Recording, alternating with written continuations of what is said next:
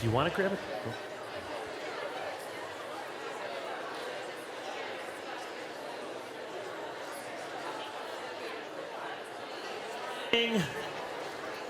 Good to see you braving our winter weather to come out. All of the people who have gone to the beach, they have received their reward. Shame on them. Glad to have you here for the last Sunday school time before we take a bit of a break over the summer. Good to have you here, and I know some people will still be coming in. And what we want to do, I won't give an introduction to our speaker, Paul McNulty, because I'm going to ask him questions. Some of you may have been here at the CDS commencement yesterday and heard the wonderful talk that he gave about Christian identity. And it's a real joy to have Paul and his wife Brenda with us for the weekend. I've gotten to know, maybe we'll get into some of that story, but I met Paul maybe 10 years ago and then have, intermittently we have lots of common contacts and friends, and he was kind enough to host me and Ian. He did go to NC State, but he made a very good pitch for him to go to Grove City. And he's going to do the same for all of you and your children and grandchildren this morning. But a wonderful, really in the truest sense of the word, Christian statesman for many, many decades with a career in Washington. And then for the better part of these last 10 years as the president at Grove City College. So Paul, welcome. Let's welcome him here.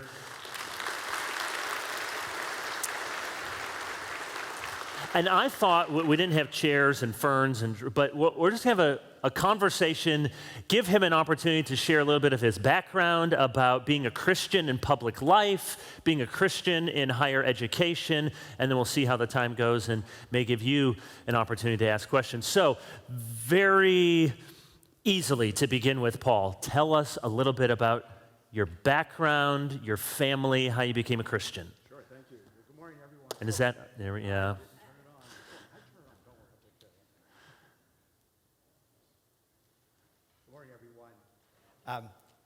It's just a delight to be here with you this morning. And I was saying yesterday that I felt like I've been here before because during COVID, Brenda and I would watch Kevin preach. And we did that places like Maine and so forth. So did the camera add 15 pounds? That's right. Yeah. But it's an interesting perspective when you watch that way. But anyway, so I grew up in the Pittsburgh area. And I grew up as a Roman Catholic.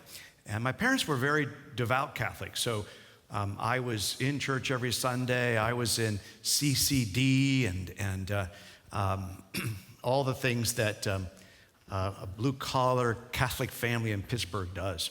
And so I never doubted that Jesus was real. I just didn't know what that meant in any kind of personal sense. And so when I was I'm coming up on some, I think, significant anniversary here because it was like, yeah, I may be at my 50-year Christian mark because it was about 73 that my older sister, who had become a Christian, shared the gospel with me. And in the summer of that, between 9th and 10th grade, I remember sitting in my backyard and just thinking, Lord, I want you to be real to me. I know these things, but I really want to know that I am yours.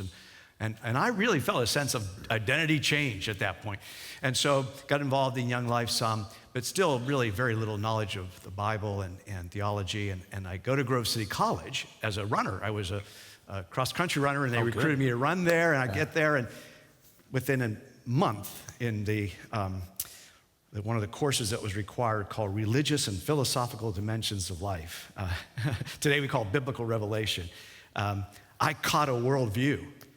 And I just got very excited about that. And that was really kind of the start of the idea of pursuing life as a Christian very intentionally, thinking about what is that going to look like for everything that we do. Is that where you met Brenda? And so Brenda went off to another school for a couple of years and then transferred to Grove City College as a junior. which was great because by the time I got to my junior year, there wasn't a girl on campus that would go out with me, so I had to look for someone new, and she was willing to do that. And so we started dating our junior year, and then we got married after my first year of law school. I went right into law school, and we waited for getting that 1 year out of the way, and then we got married, and so yeah, that's where we. Where'd you go to law school? Capital University in Columbus, Ohio. Okay. Yeah. Why'd you go there?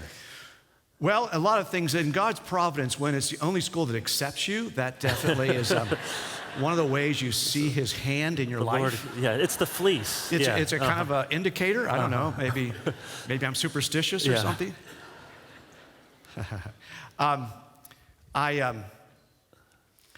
Now, I had roots in Columbus. My dad was from Columbus, and Brenda actually, because she went to Denison University, and maybe I didn't mention what school, she had also a lot of friends in Columbus. So Columbus was a good spot for us to be, and I grew up as an Ohio State fan too. So I was all things Columbus at that point. Somewhere out there in the country, Mike Ross is smiling. He's the former pastor here. Oh, very good. And everyone knows he just about would have put Buckeyes on the pulpit, I think.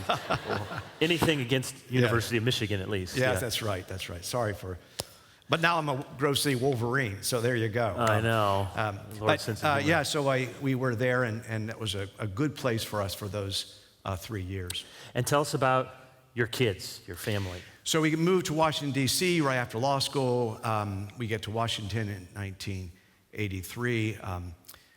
I took the bar exam in Pennsylvania, and the next day, end of July, August 1st, I started as the counsel for the House Ethics Committee in the U.S. House of Representatives. So we moved to Washington, D.C., and we are just living out of suitcases as a young couple.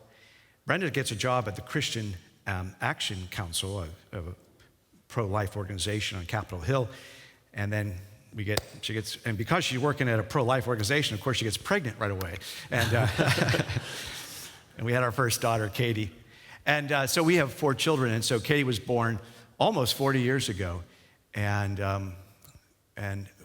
4 children between 84 and 92, Katie, Joe, Annie, and Corey, and now we have 4.5 grandchildren. 4.5? Yeah, one's due in September. Okay. and with your family, if you don't mind me asking, you've had deep loss and pain that, some parents in here are in that group and know what it is. Right. And tell us about... Yeah. Well, so our son Joe, 10 years ago, died of cancer. He was 26 years old. He contracted a very aggressive tongue cancer, so it was head, neck type cancer, and went through, just really horrific treatment. It takes a lot to kill, for cancer to kill a 24, 25-year-old. They're, strong. He was a very athletic guy. So it was a fierce battle. And finally, he was a law student at University of South Carolina down in Columbia, attending First Pres down there, and really plugged in, strong follower of Christ, and gave his parents the best gift any child could ever give parents, which is to go to the Lord, trusting Him without question, and giving us an unshakable hope for where He is and the opportunity to fellowship with Him again someday. So though it was extremely painful and very formative in our lives, we are always thankful for Joe's testimony. Joe was actually in a book study up until the last week of his life, reading Whole Inner Holiness by Kevin DeYoung. And Kevin came down to Columbia to First Pres to do their annual Bible conference 2 months after Joe passed away. And even though our daughters were spread out all over, in fact, Corey, our youngest, was a student at Grove City College. She was a junior. We rallied them all together, 2 months after the funeral, brought us all down to Columbia just to be in that weekend conference so that we could hear Kevin talk about that book. And that's when I met Kevin. So the Lord has His plans, and they're just amazing. Well, that's and the Lord's kindness. Always good. And Brenda and I walked through that together, and we were by God's grace in a place where we could appreciate biblical truth in the midst of the most difficult trial we'd ever imagined. Anything, just on one more on that topic, anything to say, anyone who's had that loss, maybe at the front end of it, or maybe it's been 40 years and as you know, it doesn't ever leave you. No, just right. a word of hope, comfort for parents, grandparents who have had to walk down that road? Well, as I was saying, I think that being all out in our trust for the Lord, all out in His plans, is critically important for peace. And I don't know how we would have dealt with it otherwise. The loss is extraordinary. I mean, 3 daughters, 1 son. He was my best friend. He was going to be a lawyer. I mean, we thought alike. We played together. You know, we went golfing in Scotland together. We were pals. So my life changed 10 years ago like that. I think about him every day. But I think about him, and here's the key. It's like Psalm 45, 46, when we say, hope in the Lord. Every sentence has to end with the right punctuation spiritually. You know, it has to end with, if I'm having a tough day, I'm thinking about Him, I have to finish that thought out by saying, but I trust you, Lord, and I know that by your grace, Joe was professing faith in his last breath. I thank you for that, and I know that your plans are good, period. Yeah. And then move on. If I have to do that 20 times in a day, so be it. And you probably do sometimes. Right. Yeah. But as long as I finish the sentence the right way, that's the key thing. Well, thank you for sharing that. And the story about the hole in our holiness is just about the nicest thing anyone has ever said about a book, so thank you. Let's go back. You said you moved to Washington, D.C. in 1983. You were a lawyer. You still are a lawyer. You're always a lawyer. You can't leave that behind until you get to heaven, I guess. Yeah. But were you, when did you, were you doing politics at the time, or? No, I wasn't a political person. While I was in law school, I was interested in constitutional law, criminal justice issues, public policy, though, primarily. And all I knew was I wanted to work in public policy. I was working for an Ohio state agency on ethics, government ethics. And I knew I wanted to work in public policy. So I would, I'd say to Brenda, everybody else is running around looking for a law firm job and so forth. I would love to go, if we're going to do public policy, let's do it in Washington. Why do it anywhere else, right? And she would look at me and go, all right, which she's had to do now for 42 years. And so she said, okay, let's go. And so off, we went, but here's the key. In the spring of my 3rd year of law school, I went down to Washington to do what people do, which is to kind of network and see if I could find work. And because I had worked for the Ohio Ethics Commission, I had a lead with the staff director of the House Ethics Committee. And I got in to see him, which in itself is an interesting side story. I get in to see him, and I'm sitting down with him, and we're in the U.S. Capitol, and he looks at me and he says, well, why should I hire you? By the way, he was a North Carolinian fellow, so he said, why should I hire you? And I had like a few minutes to answer that question, so I gave him my best shot.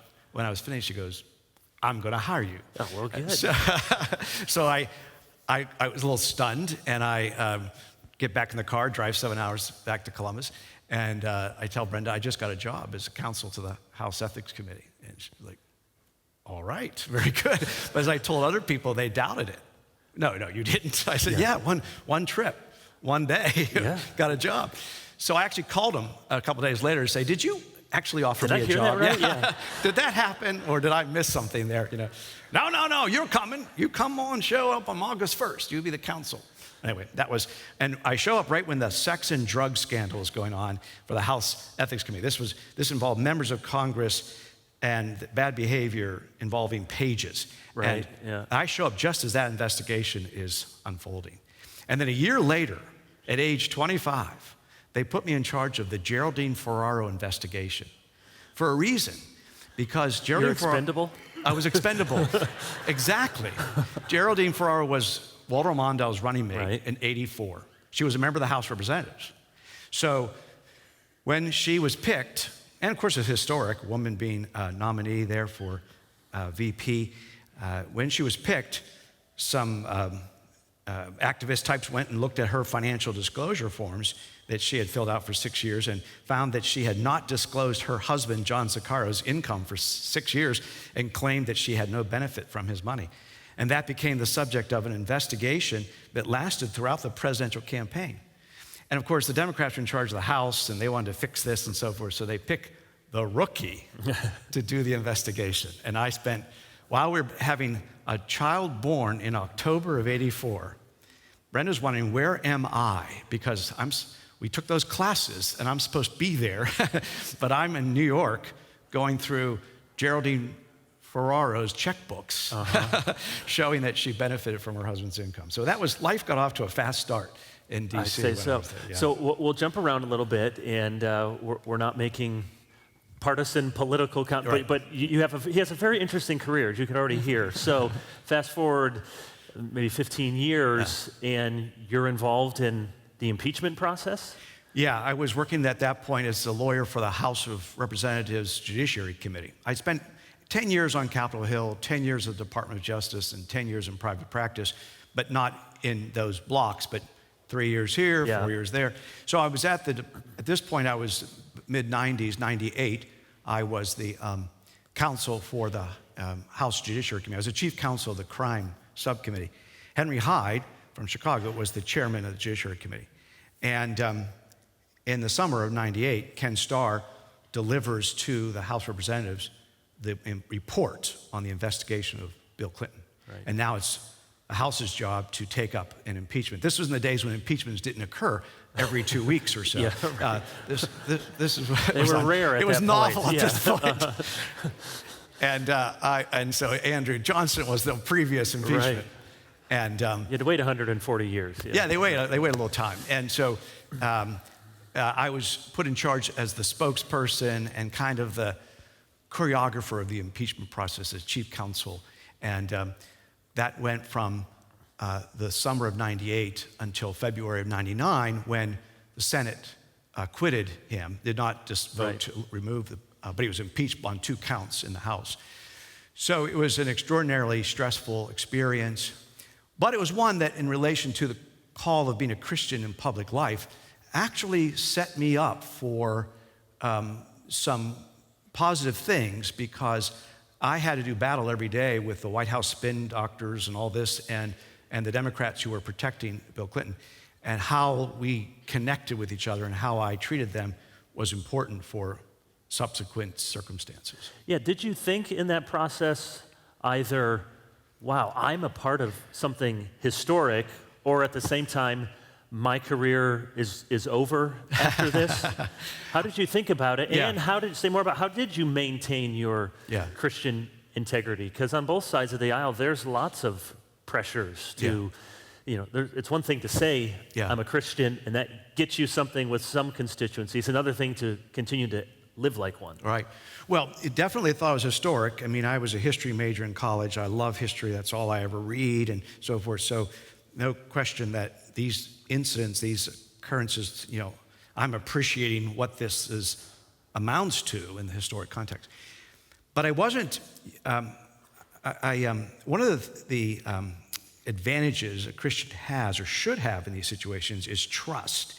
So I don't recall worrying about, my career is cooked or something like that, because I felt that I've been brought by God's sovereignty into this situation, and if it's over, fine, but if it's not, we'll see. So that wasn't really, I get stressed out more over doing the job right, which is the hard part, and being pushing each day to sort of be successful in that day. Again, kind of back to the sense of, well, that's the calling we have to do that. But what I was conscientious of in that situation, and others like it, is what the Christian is called to be like in the arena. Christians too often want to think about public policy and politics as kind of the end. We win, they lose. While they would deny the idea that the ends justify the means, it's sort of almost like give. Right. And that's just not what the scriptures describe. The scriptures describe truthfulness, peacefulness, love, justice. And that's what we're called to on a daily basis. And so if you're, by grace, thinking in those ways, it can be transformative in the midst of a real battle. And I imagine it stands out. It can really stand lot. out, yeah. So much so that even your opponents, now again, the times have gotten rough. I'm not so sure it's as true today by the common grace of it all is shifting. But in the 90s, it wasn't as much a liability as it was almost like an advantage to be truthful, for example. Right. Just say, well, I'm not going to spin this. I'm just going to try to be as accurate as People I might possibly say, can. well, we don't agree with him, but he's a good guy and he's an honest Christian. I think that's kind of what you're going for there. Yeah, what you're that's hoping what you're for. hoping is coming out, is that they see you live differently, and they appreciate that. So having spent 30 years in Washington, is it the case that, if people could see how it really works, wow, it's worse than you think? Or you know what, on the inside, there are actually a lot of good people trying to do the right thing, or maybe it's both? It is both. I wish Okay. I could give you a better answer, but the reality is I got to know very well a lot of wonderful people, members of Congress, senators. I worked for George Bush, for example, for most of his 2 terms and spent a good bit of time in his company. I just admired the way he carried himself. I admired the way he expressed himself. I was in some very difficult moments with him. I had messed up a few things that he was very upset about, but he treated me with respect. I get very upset when I hear a president just using foul language, because I think that language really matters in leadership.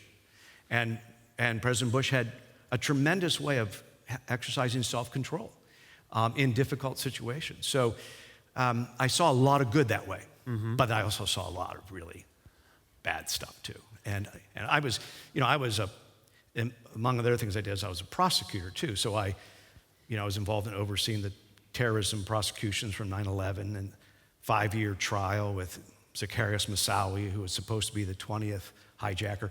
So I saw the darkest of humanity, in addition to being around people who were wonderful brothers and sisters in Christ. And did you talk to President Bush as brothers in Christ about his faith? Some of you may have seen he issued a statement when Tim Keller died, expressing appreciation for Tim's ministry, and has been public about that. Famously, in the debate, said Jesus was the philosopher who influenced him most, and Billy Graham's. What can you say about that? I didn't have that kind of, my interactions with them were pretty business-like. Yeah. So unlike Mike Gerson and Pete Wehner and others who were really intimate with him in terms of bringing his voice out, I didn't have that responsibility. I was the Deputy Attorney General, so I was over there dealing with, national security, law and order things. And the most I could say is that I was hoping that the way I was handling myself with him and the way I saw him handling himself, that he knew there was something at work there, but I wouldn't say that we got into any kind of details about that. So you worked post 9/11, Yeah. prosecuting terrorists. Yeah. You worked on the impeachment trial of Bill Clinton. Yeah. And you're the Deputy Attorney General. You might call me the Forrest Gump of Washington. Those sound like 3 fascinating and on some levels horrible jobs. But what of all of that 30 years in Washington, give us a high point and a low point professionally. Yeah.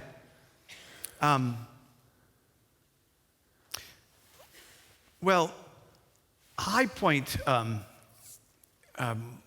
might have been working with the men and women of that terrorism prosecution effort post 9/11. Just, even on the day of 9/11, just being with John Ashcroft and being in the command center at DOJ. By the way, a brother in Christ, and he and I did have a lot of conversations about our faith, which was wonderful. One of my jobs was to do the transition of the Clinton Justice Department to the Bush Justice Department, which is kind of like overseeing a team that audits the department and gets everybody in place to hit the beach on January 20th. And so I was responsible for getting John Ashcroft ready for his confirmation hearing and sitting behind him during the confirmation hearing and slipping him notes the whole time, and helping him survive. We can see you there behind him. Well, actually, there is a little. Yeah. I know in fact, Joe Biden one point points me out. He was asking a question. I taught Ashcroft just never answer a question, and so he's giving this 3-part non-answer, and Biden says, "Oh, come on, you know more about that, John, than you're saying. The guy behind you prepared you better than that." Kind of calls me out. Anyway, so but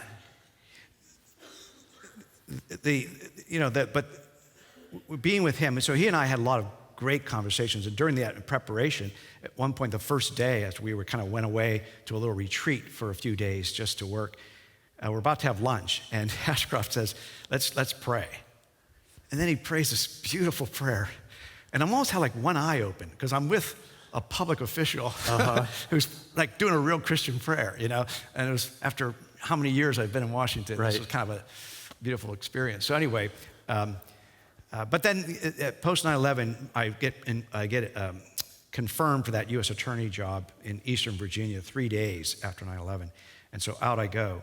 And just being with those men and women who are so dedicated. Today we have just seen so much stuff that gives us concern about the FBI and DOJ priorities and so forth. And I have a lot of views on that subject. But I was with just dedicated people who cared about protecting Americans and doing the right thing and what justice required and being willing to say something wasn't stacking up in the evidence and walking away. I just found that to be the highlight of my time down there. Now, the low light, when I was Deputy Attorney General,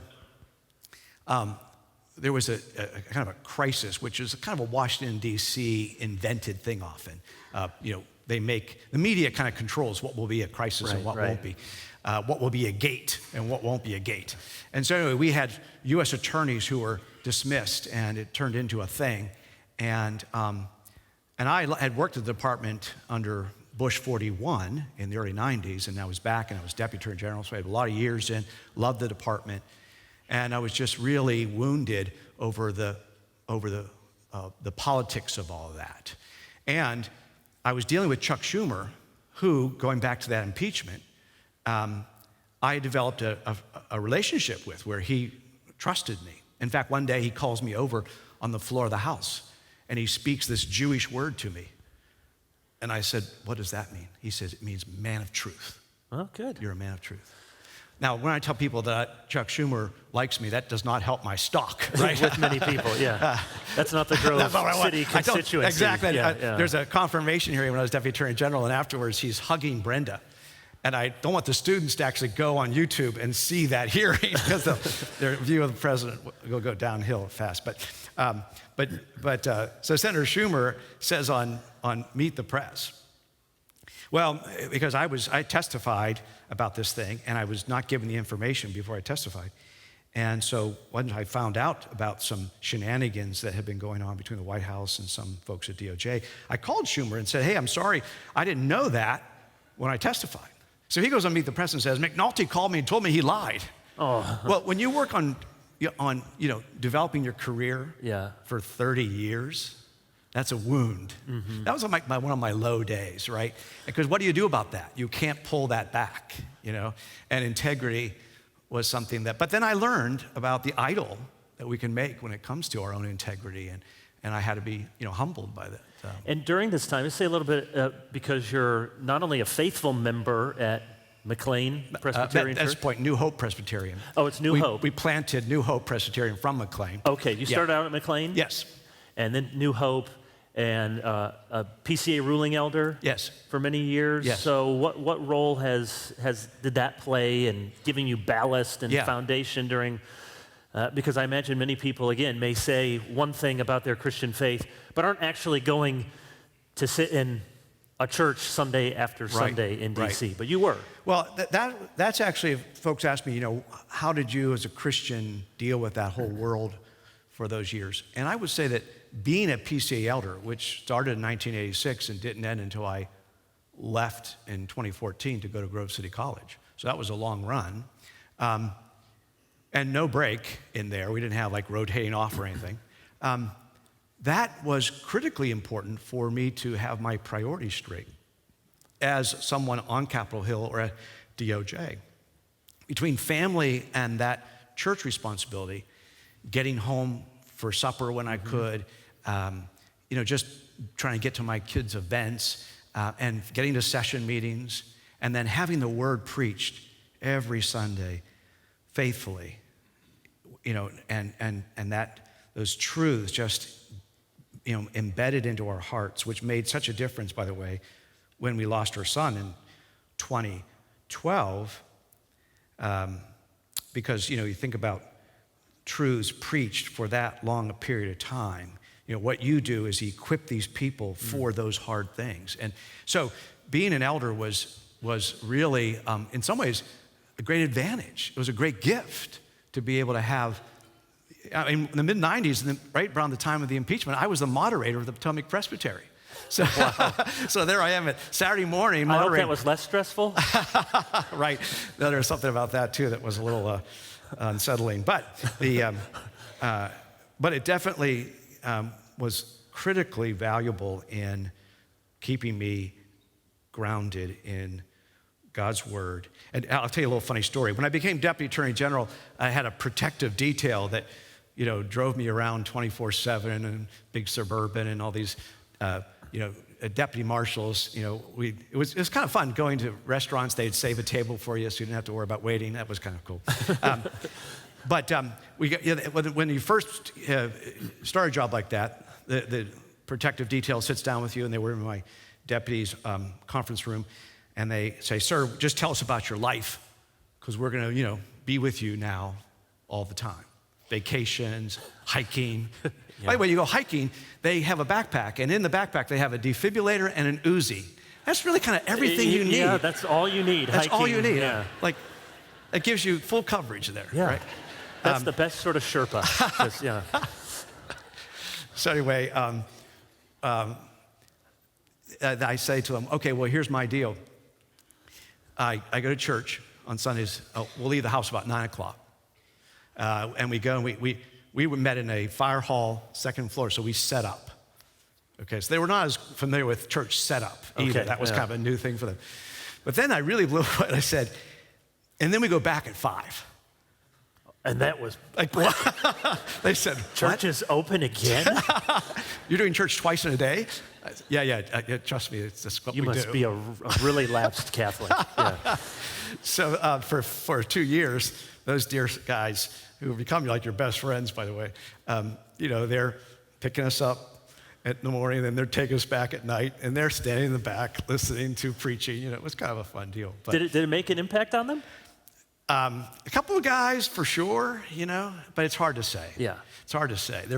They're professionals, and they try to keep that somewhat. But on the other hand, we were in long drives together and a lot of long conversations, and it was it had to have an impact. Right. And of course, the years later, I ended up being deputy at 2007. But then when our son passed away, they were all there for his funeral. Oh, good. And we had a fantastic service, and the gospel was just preached, and so a lot of friends got a chance to hear that. So let's fast forward to your current career, which is quite a bit different. Yeah. But I'm sure you felt prepared for it. So why did you, in 2013, 2014, leave after 30 years in D.C.? Your son passed away a year or two previously. You had this church community of friends and support, and you pack up and you go to be the president at Grove City College. Yeah. And to be a president of any kind of school, college, is a really hard job, and the average tenure is 6 years, so congratulations. You're more than 50% past that. What was that sense of calling? Why did you make that move? Yeah, well, I was on the board of trustees of the school, and I've been on the board for 10 years when the search began. And the way those searches work, as most of you may know, they get lots and lots of names from lots of different people, and it's just a step-by-step process. So at the beginning of it all, sure, let's be open to it. Brenda and I love the school. It was very, formational in the deepest way for us personally. and we had 2 of our 4 children go there, so we had stayed connected, and I was on the board. So there was a lot that we cared about. And there were 2 things, I think, foremost in my mind when it started getting down to crunch time. One was I wanted Grove City College to be explicit, clear, unambiguous about its identity as a Christian college, that we were all in for that. And we had a great history of faith and freedom, but maybe a little bit more of this political conservative feel than say, a traditional, clear Christian college might be. So I didn't pull a bait and switch. I told that to the search committee and the board when the process was going on, that this is something that I would be speaking to. They were interested, they wanted and that? They wanted it, which is a wonderful story about how that process evolved and how receptive they were and have been to that priority. Okay. But then back to our son. If you'd asked me in 2010, what do you think of college-age students? I think, well, I'm not so sure I know how to relate to them. And they're kind of annoying. And I mean, I like them when they're little, but then later on, or rather when they become serious adults, in between, it's kind of a hard age, right? You lose a son and you realize how much you love that age, because he was, I watched what he went through, and I watched what his friends did for him, and I watched how important it was for him to have an anchor. And I fell in love with college students.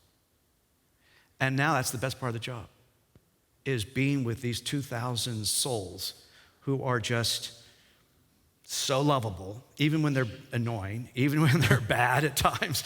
But for the most part, they're just it's a delight to spend time. And there's no limit in one day the amount of impact you can have on their lives. And so between wanting it to be a clear mission and wanting to love the students, that's what Brendan and I really were drawn to. And 10 years later, I can say, or 9 years now, I just finished the 9th year. That second part about the students has been better than we even thought it would be. Now, we live about 50 yards from a men's dormitory of 250 guys. Our bedroom windows 200, maybe 50 yards from there. So I miss the quiet days of prosecuting terrorists. But it's still a incredible blessing. Yeah, privilege. And say a little bit about your vision for, and obviously your context is Grove City, but Christian education. These are not easy times. Right. In higher education and Christian education, anyone who follows the news with Christian colleges and seminaries, I mean, just in the past 2 years, we could name half a dozen off the top of our head that are going entirely online, or they're selling their campus, or they're closing their doors. And I have to think that we're probably just at the cusp of a number of those closures happening. So what are the challenges, and what's your vision for Christian higher education? Yeah, there are tremendous challenges. It's going to get much more difficult as well going forward for the whole sector of smaller liberal arts colleges especially. Yesterday I talked about identity to the graduates, that they have to find their identity in Christ. And there's this real pressure today to find your identity in your inner feelings, to kind of look within and say, this is how I feel. And so, expressive individualism is paying attention to your feelings and being authentic and living according to your feelings. That's the inward look. And we talked about finding your identity in others and their approval, which can be the ruination of a young person to look for that kind of approval. But to look for your identity in Christ. Now, if you understand that our identity is found in Christ as someone made in the image of God, and then through Christ redeemed and made new, that this gives us all a purpose. And I think for education, it really has 3 key things. First of all, when it comes to identity and learning, we understand that all things were made by Christ, and in him all things hold together. And so therefore, we're able to really learn truth. If everything is about how I see it, if it's individualized, then there is no truth. In fact, any truth claim is an oppressive threat to my individual identity. So for the Christian education world, we have to appreciate that we turn that over and we say, no, there is truth, and it's by finding our identity in Christ that we actually get to know what is true. That wisdom is what? The result of the fear of the Lord, this humble reverence for God. So whether you go to a Christian school or not, I think there needs to be an appreciation always of what real learning looks like. And then there's Christian community. How can you have real community if everyone is controlled by their own defining identity, right? Therefore, there's no respect. There's no transcendent point of reference that's saying this is who you are, and validating who you are apart from what you think you are, how you feel you are. And so you can only have real community when you see that everybody is an image bearer, and that and I can respect you even if I disagree with you, right? Which is what you don't see on college campuses when they're all about individual identity. And then lastly, I think it gives you purpose. Students today graduate from college. They have a degree, but they don't know what they're going to do with their lives. They're lacking a sense of calling in the secular sense. And identity and calling go hand in hand. You know, it's like the Star Wars characters, you know, Luke Skywalker or Rey. They once they figure out they're a Jedi Knight, now they know their purpose. Right. Until then, they're just kind of wandering around some dusty planet trying to figure out who they are. Right. So we have people who send their kids at all sorts of places, and one of the blessings is there's lots of, you know, we do campus outreach with college campuses around here, and there's at state universities, there's RUF, there's CO, there's Crew, there's lots of good things. So there's lots of, and I know you're for Grove City, but you had kids who went to all sorts of different schools. That's right. And so there's ways to follow Christ at different kinds of schools. But thinking about so we send kids or grandkids off to school, you get them. What do you want to say to parents, either positively or negative? When you meet a student that either, you can answer one or both, the positive or the negative. You meet a student and you think, I want to shake their parents' hands because I can tell they did something right. Sure. Or if you want to say, I want to wring their parents' necks, how could they have let this kid come here? Right. What do you see with the college student that makes you unbelievably encouraged? Yeah. Or, wow, we got to help these people before they get here? Well, I think, and we obviously have a very skewed perspective because we get to see tremendous young people showing up on campus every year who are fairly well prepared to make the most of the experience. And so then when I think about what those parents did, I think about all the purposefulness, the intentionality associated with giving them a real appreciation for wisdom, for learning God's word, for worship, for the things that go on in a college setting, a Christian college setting, that make it extraordinarily special, to take advantage of the kinds of professors and classes that are available. When I speak to the freshmen when they show up that first week, I get the best, I get them in a room like this, 600, they just got off the boat, and 600 of them just looking at you like, and I say, now there are 3 things you need to watch out for: being distracted, being disinterested, and being disagreeable. That will stand in your way of making the most of this. When you came, I don't mean to embarrass you, but when you came, and he spoke on our campus a couple years ago in our auditorium on the immutability. It was your first talk? Yeah. It was the immutability one? You remember better than I do. But Yeah, I think it was. Yeah, it was a heavy talk. It was heavy. Real heavy. And no. Yeah. And there were 750 kids there. They did get chapel credit. They did get chapel credit. But that's okay. There were 750 kids there. And they're taking notes as you're going on for like an hour, right? Mm-hmm. It was heavy, yeah. But that's what I love about the place. That they took advantage of that opportunity. That they didn't miss, obviously we have 2,000, so that was a slice. But that's a big deal. And so many places you go, you might have 50 kids that kind of show up or something. So when parents prepare students to be ready for the for the experience, the opportunity to take advantage of it, humbly. And where I want to wring their neck sometime is when they're just like, being an idiot about it, right? Like this is Spending mom and dad's money. Yeah. Did you hear Kevin DeYoung speak? Who? When? Yeah. What? Oh, man, pay attention to this stuff. Yeah. It's going on around you. Don't miss this opportunity. So, there's, in God's timing, everything is perfect. I have a lot of alums that will come up to me, and they'll be in their 40s, and they'll have maybe a kid coming now, 50s, and they'll say, President McNulty, when I was a student here, I didn't pay any attention. Yeah. But now I am so on board. Right. Right. So the Lord has his plan, right? And I just want them to get their plan organized sooner than waiting until they're in their 30s. Right, that's right. As I often say, education is sometimes wasted on the young. Yes. Then you realize all the Right. things, I should have paid attention in that class. Right. We're having, for our Faithful Conference, which we have each fall, it'll be in November, I think, we're having Carl Trueman come. Many of you would have read Carl's books, was a longtime professor at Westminster, but has for a number of years now been at Grove City, so kudos to Grove City and the good work that Carl is doing. I'll give you a chance to plug another professor or two. Obviously, you want to plug lots of them, but for a Christian church audience, any professors they should go look up in Google or on Amazon that, hey, this person's writing a good history book, political science, Christian sort of stuff besides, obviously there's lots besides Carl, but we know of him. Yeah.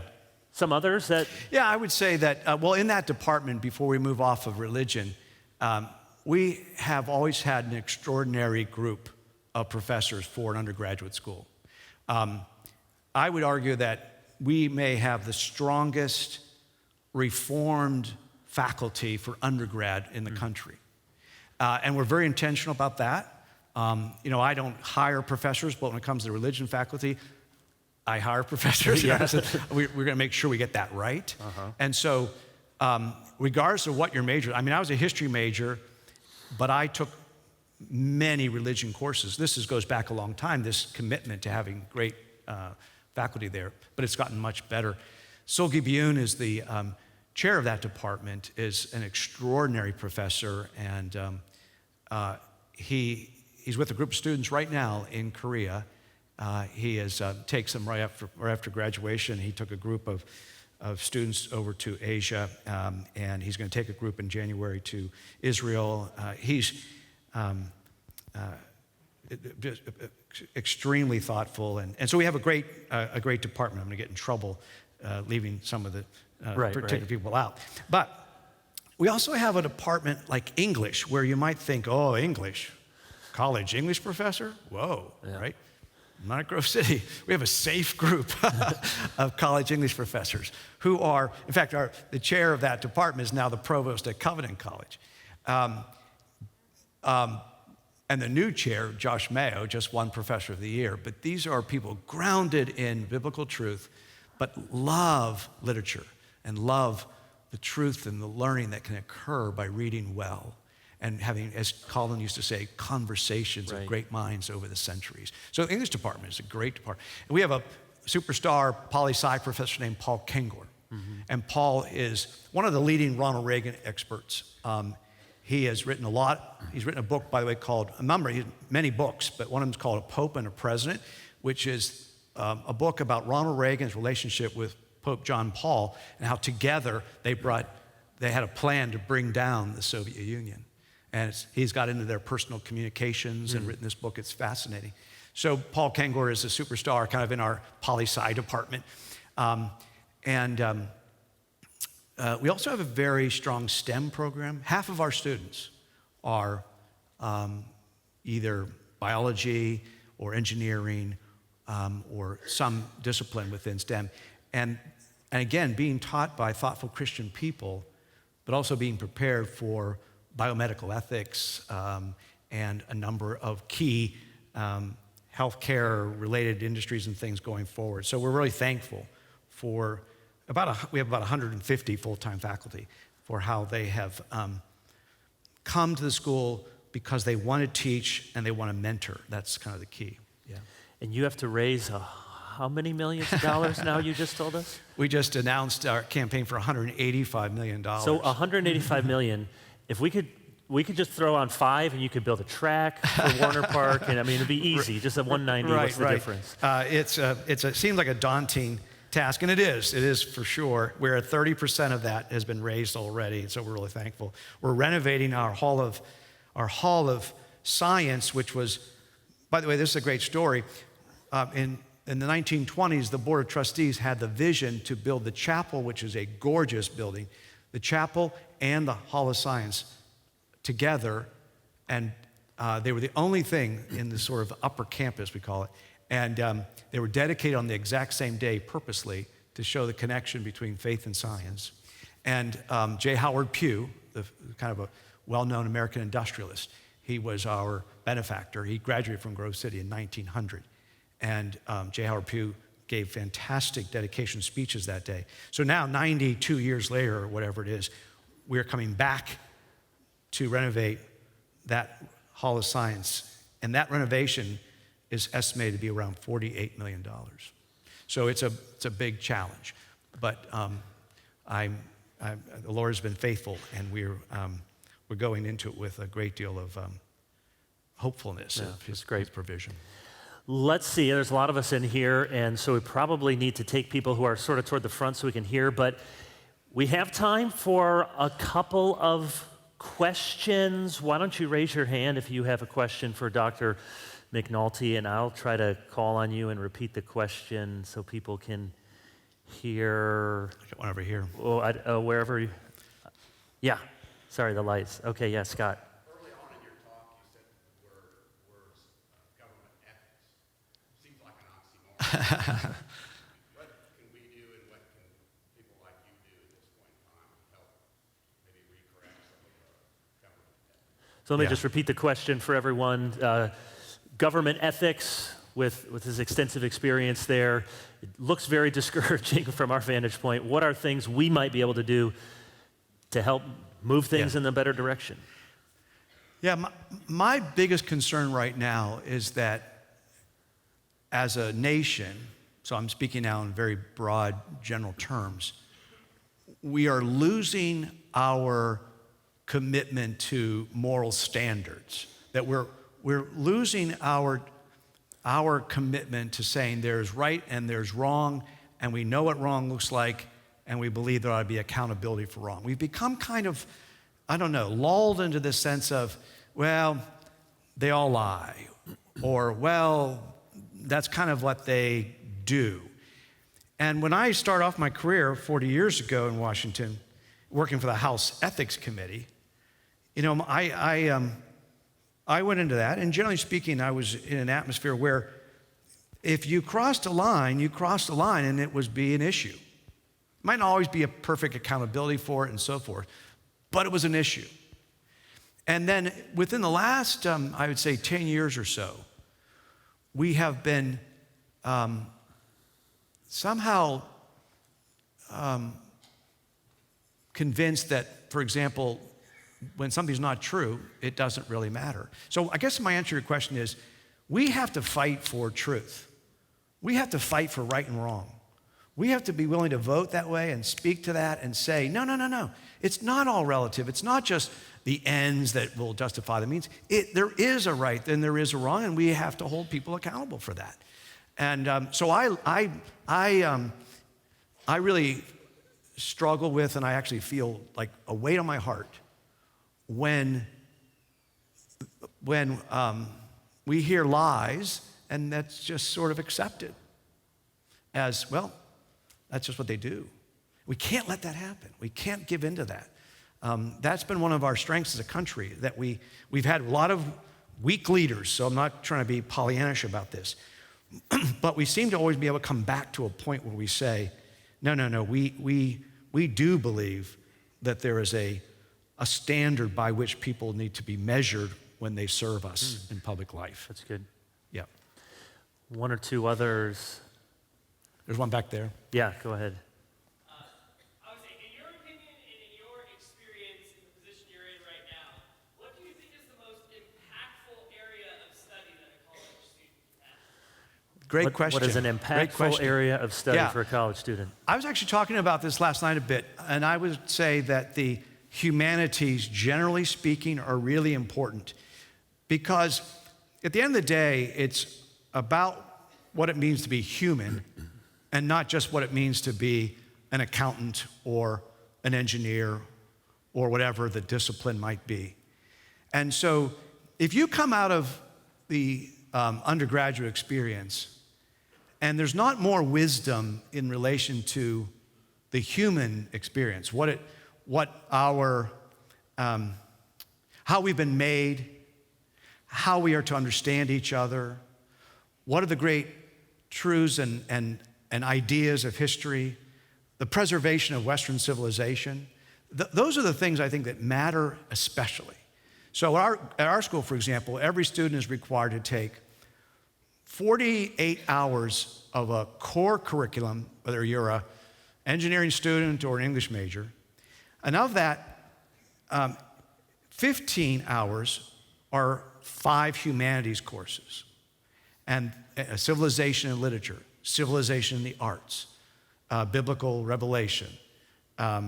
We call it the speculative mind, but it's the idea of worldview, Western Civ history.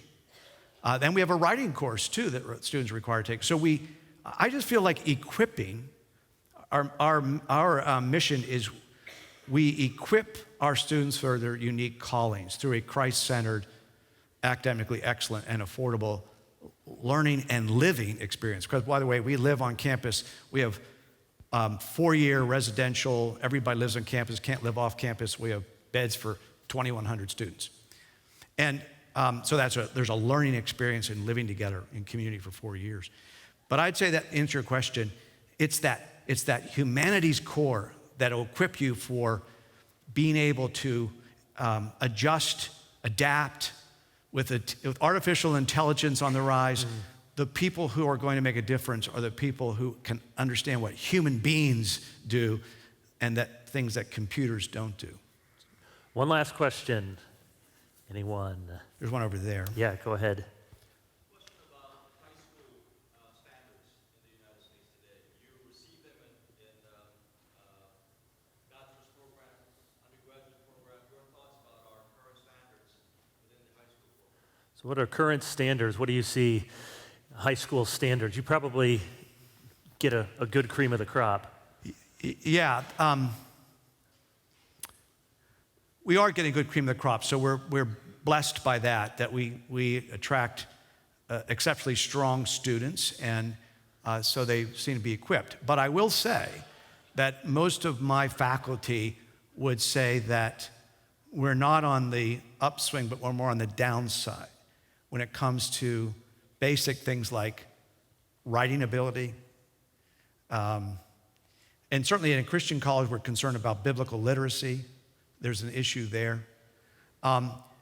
So, we get our students from a very wide range of schools. Maybe roughly speaking, half come from public school, classical Christian schools, classical schools that are not necessarily Christian schools, homeschooled. So you see a range of how students are prepared.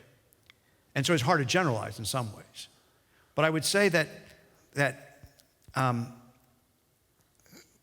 there has been kind of a slippage in the way in which a number of types of schools have prepared students. And we feel as though there's some remediation more now than maybe in the past. That's why we started the writing requirement. That's a relatively new thing, 10 years. But we saw writing as being weaker. I teach constitutional law class, and in the papers I get, I see that struggle, and I think that the schools need to just be really focused on those skills so that they can be most successful in the opportunity they have before them. That's good.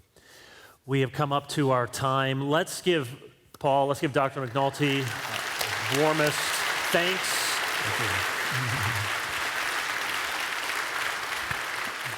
Thank you for being a friend. Thank you for being here. And it isn't the case that even Christian college president would come or be able to speak so articulately and genuinely about his Christian faith. So thank you for doing that. We will be dismissed. Church starts, at 10:45. If it's okay, are you willing? Some Grovers may want to come and shake your hand and meet you. I'm done now. They have checkbooks, all the rest. Okay. So That'd be delightful. you are dismissed. Thank you very much.